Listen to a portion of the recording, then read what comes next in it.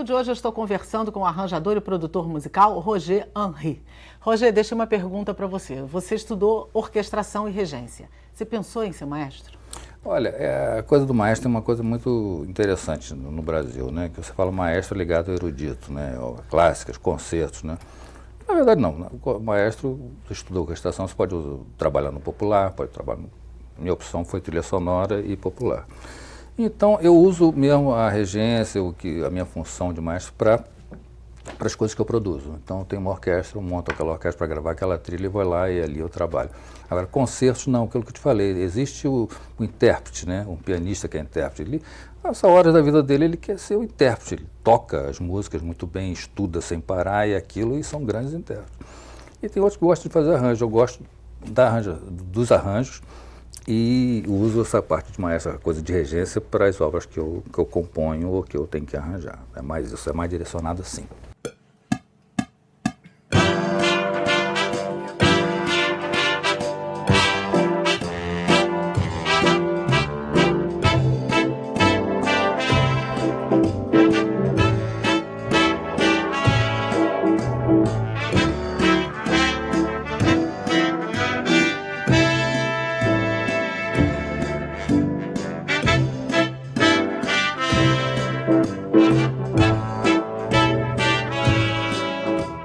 E você também foi produtor musical, como eu coloquei aqui, de nomes importantes da música popular brasileira. Então, provavelmente, você tinha o lado bom de descobrir gente bacana, de fazer coisas boas, mas também acredito que tenha que, em alguns momentos, ter que dizer para o artista: essa música não cabe, essa música não vai dar muito certo e tal. Existe provavelmente esses dois lados. É isso mesmo? Já te coube ter que dizer não vai rolar? Já, com certeza. E como é lidar com isso? É uma coisa complicada porque o artista, ele tem uma coisa de, como todo mundo, né? Acho que como toda profissão, é aquele sonho dele, né? Ser artista, eu quero ser isso, eu quero fazer dessa maneira, e eu vou cantar essa música, porque isso aqui é uma parte. Agora, comercialmente, às vezes não funciona aquilo, né? Então, ele não adianta, né? Não adianta fazer, é muito ruim. Às vezes a ideia é até boa, mas tem que falar, isso não está bom para você cantar, ou então isso aqui comercialmente não vai funcionar, tem letra demais, a música não é boa. Não, mas é a música que eu quero gravar, porque tem um significado. Mas não adianta, aí você tem que ter esse lado profissional mesmo, né?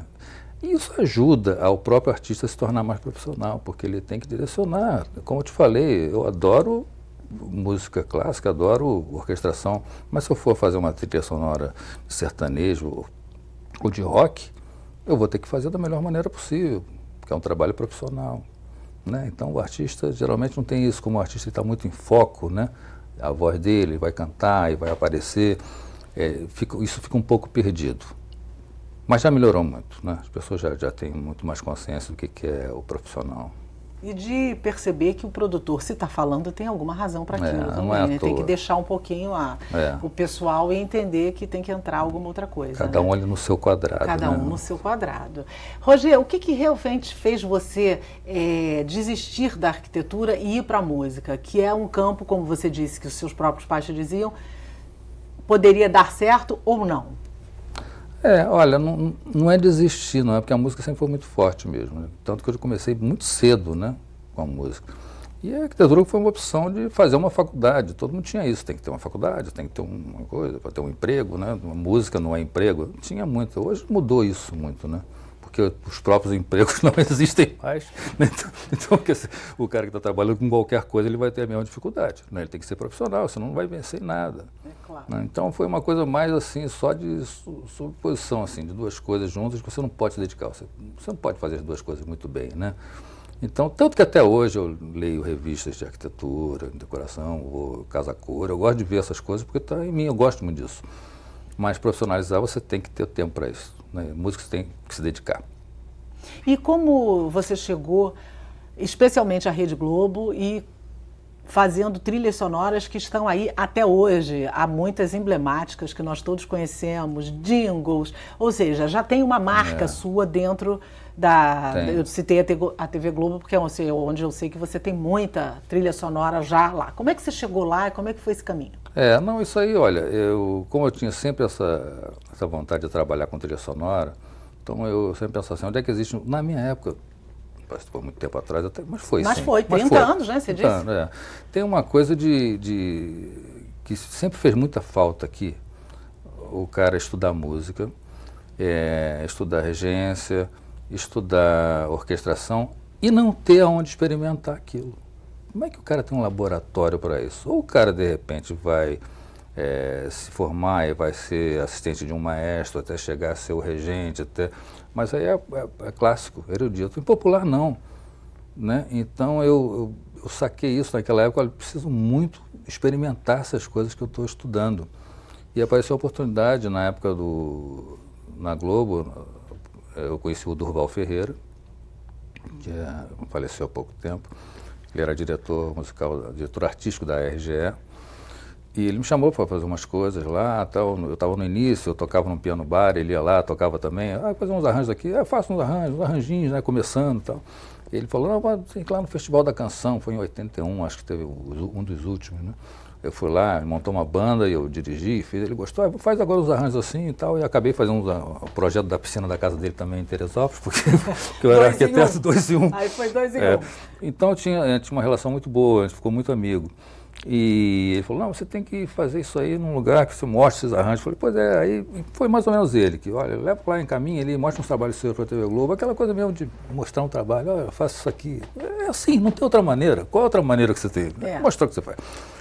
E lá comecei a desenvolver, e lá foi um aprendizado, pode se dizer. Mas antes da sua chegada, uma curiosidade, como é que funcionava isso dentro da própria TV Globo, já que estamos falando dela, e nas novelas e seriados, era por encomenda alguém especificamente? Como é que funcionava isso? Já tinha uma turma de produtores contratados.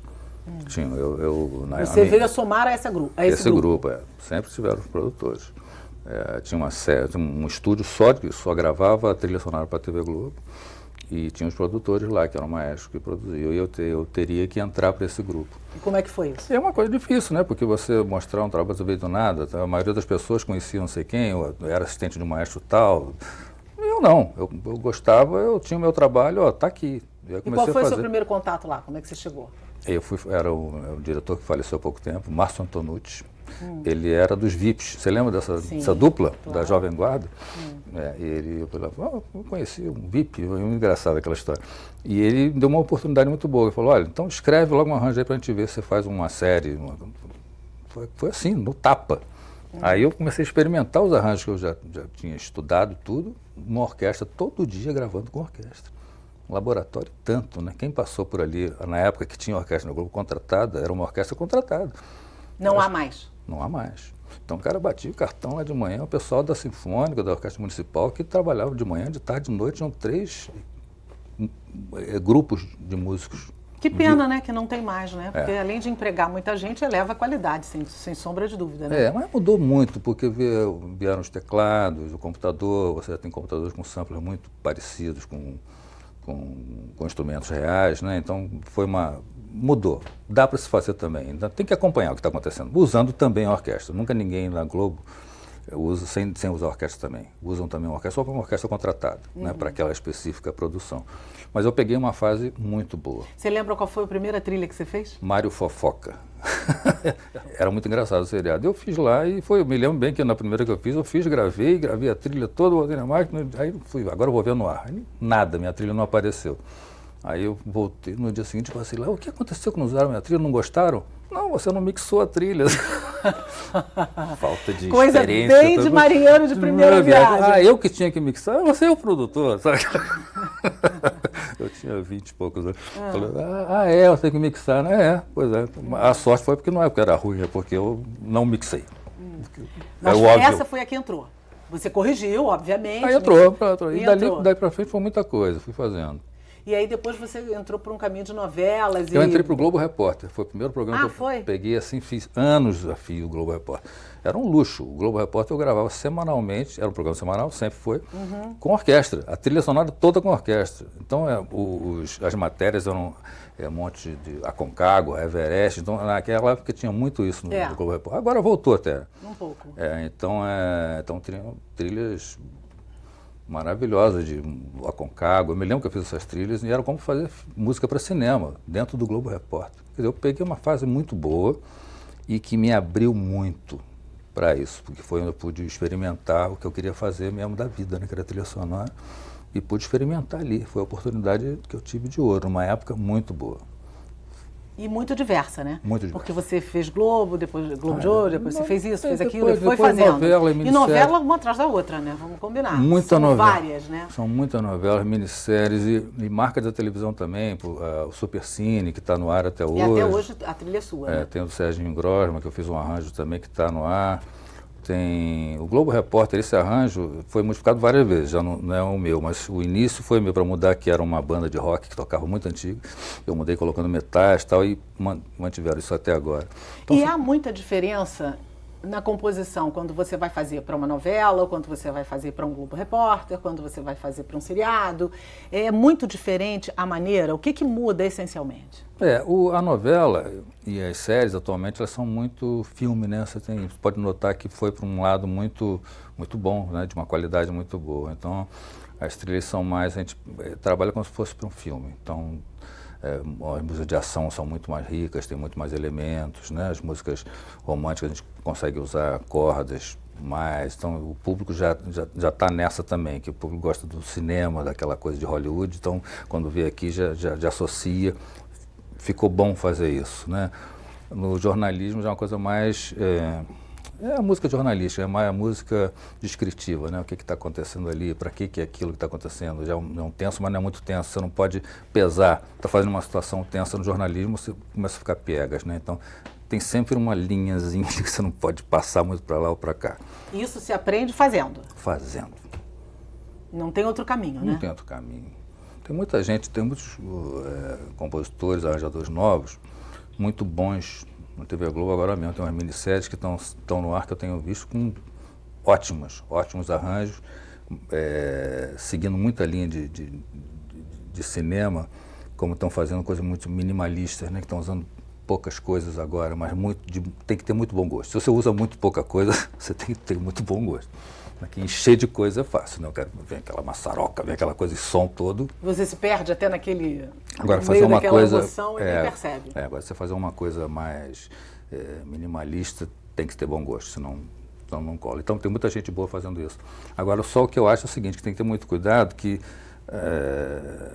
as pessoas novas que estão fazendo isso, você pode reparar que os que estão fazendo, que está muito bom, são pessoas também que têm esse conhecimento lá de trás. Ele está adaptando para os teclados, para esse som moderno, está adaptando coisas que, como a gente falou, que vem lá de trás, vem de lá do estúdio erudito, que lá que estava tudo, né? Então, quanto mais eles tiverem esse estudo, ou pelo menos ouvindo, não precisa estudar tanto, mas quanto mais ouvirem as coisas e trazerem para cá, melhor vai ficar. Muitos têm essa consciência, por isso está ficando muito bom. Por exemplo, numa novela você tem sei lá quantas cenas para fazer, não é? E aí como é que você faz para oxigenar isso, para você não engessar no meio do caminho? É na sonoridade, quando você busca dos instrumentos, como você vai fazer um personagem, geralmente eu faço isso, eu pego uma sonoridade de instrumentos que é dele. Outro personagem tem outra que marca mais a dele. Então tem aparecendo muito isso aqui, tá, mudou para o outro, aí a música também já vai mudar um pouco. Então isso é uma maneira de você não engessar o todo. Porque a trilha sonora ela tem que ser coerente, ela toda com o assunto geral da dramaturgia. Mas cada personagem é um, e justamente isso é que dá a dinâmica da novela, né? Então a música tem que acompanhar tudo. E como é que você faz para escolher, por exemplo, que tipos de instrumentos vou usar para o personagem tal e que tipo vou usar para o personagem tal, para não cair ou no exagero ou no contrário, no minimalismo que você não percebe tanto ou não deixa a marca? Mas eu queria que você respondesse também no próximo bloco. Tá bom. A gente vai fazer outro rapidíssimo intervalo e nós voltamos já já com mais perfil para você. Não sai daí não, que é rapidinho.